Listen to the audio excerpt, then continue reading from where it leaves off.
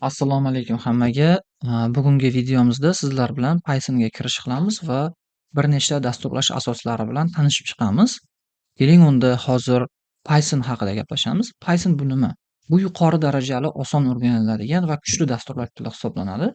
U inson tiliga yaqin sintaksga ega bo'lganligi uchun uni o'rganish oson hisoblanadi. Va hozirda a, boshlovchilar ham va shu jumladan professional darajadagi dasturchilar ham keng foydalanishadi bu tildan. Va keling, hozir Python'ni asosiy xususiyatlarini ko'rib chiqamiz. Birinchilardan bu o'qilishi oson hisoblanadi. Chunki kodlari sodda va tushunarli va tez, a, nima desak bo'ladi, proyektlarni ishlab chiqishingiz mumkin yoki umuman kodli tizimlarni ishlab chiqishingiz mumkin. Chunki kam kod bilan ham ko'p ish qilishingiz mumkin. Va ko'p platformali hisoblanadi. Windows, Linux va Mac OS tizimlari bilan chiqishuvchan va katta kutubxonalar bazasiga ega. Xo'p, o'tgan safar biz sizlar bilan mana shunday bir kichik kodni yozib ko'rgandik o'tgan videomizda. Xo'p, buni yurgizish uchun bizlar mana bu qora tugmachani bossak ham yuradi.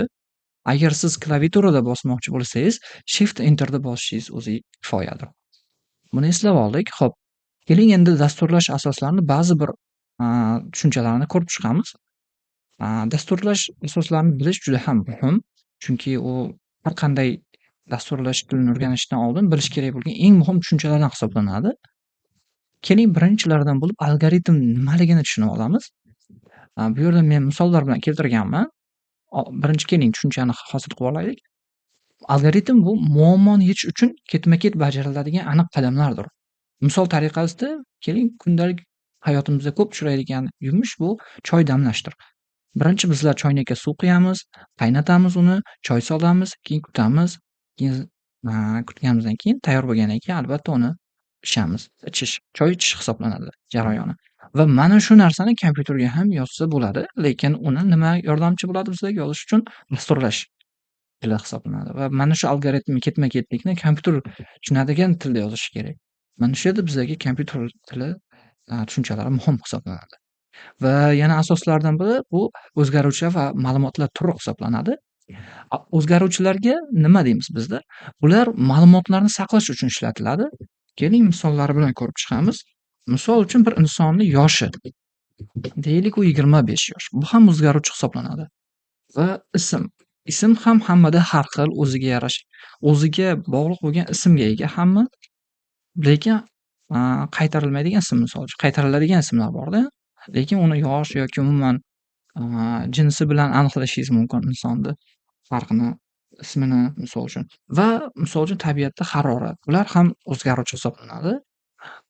Va misol uchun 36.6 deylik harorat. Bu o'zgaruvchi hisoblanadi. Doimiy unaqa bo'lmaydi hayotda. 12 gradus misol uchun. Va yana nima? Buni print qilsak, keling print qilib ko'ramiz. Yosh tariqasida. Yosh 25 yosh chiqaryapti bizga. Keling, mana buni hozir o'zgartirsak, 40 yoshga o'zgartirsak, u o'zgaradi. Shuni tushunchani o'zgaruvchi deb biz bilsak bo'ladi. Va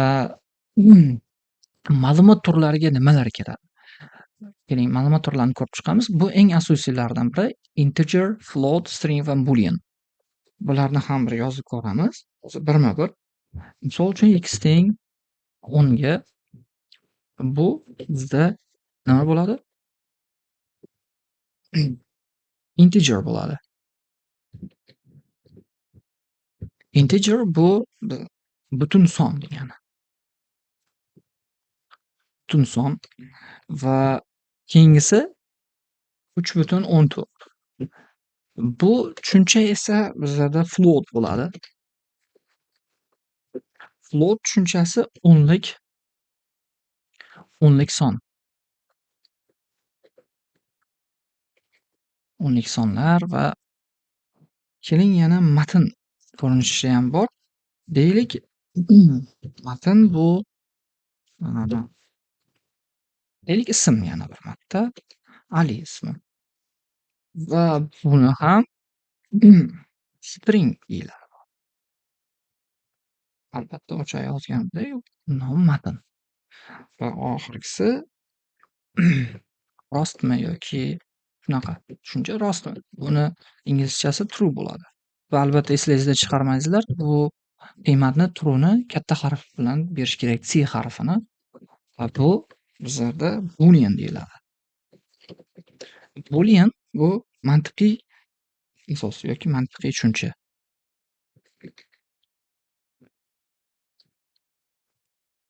Mantiqiy false yoki true qiymatlarga ega bo'ladi. Mana shular. Hop, buniyam kuzib qo'yamiz.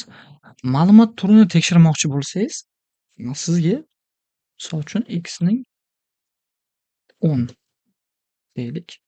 Mana shuni print qilib, endi ozroqgina murakkablashadi, no, menimcha o'ta ham qiyinlashmaydi hali. Kodimiz type ichiga x sonini o'zini qo'ysangiz va print qilsangiz, sizlarga mana bu yerda integer deb chiqaradi. Integer nima edi? Butun son bo'ladi bizada. Mana shunaqa gaplar. O'ylaymanki, video sizlarga foydali bo'ldi. Men bu yerda vazifa qoldirdim va keyingi videolarda ko'rishguncha